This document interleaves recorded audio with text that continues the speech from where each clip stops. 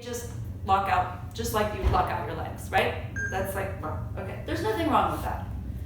But what I'd like to do is teach someone what it's like to create tension across the joint. Doesn't mean they have to do it all the time, but it would be a nice thing to teach in a yoga class if I'm about to put them in down dog or handstands or any load-bearing position. It might be a useful skill for them, especially if they are having a hard time taking ground reaction forces and transmitting them up through the limbs to the spine, which is what we'll do this afternoon.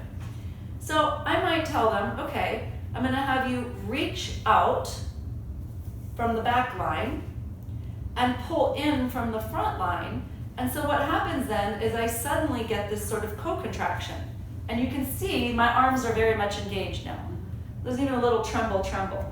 And I can bend the elbows and straighten the elbows, and I can say, only go as far straight as you can until the elbows, or until you keep the skill.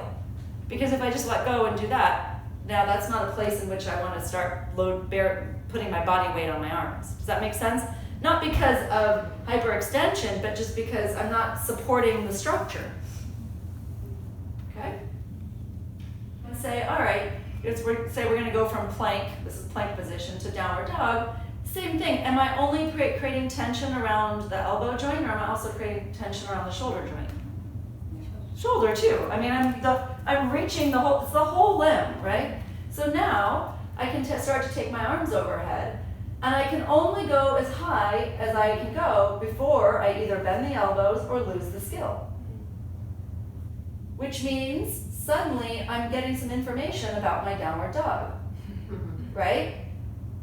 And so here I am with my arms overhead. Many of you, when we do this in a minute, are going to get to here and do this, because you don't have the ability to maintain tension across the joint. So if you really want to eventually be able to do a handstand or anything like that, you better learn this skill, because you can't do a handstand on a not engaged arm.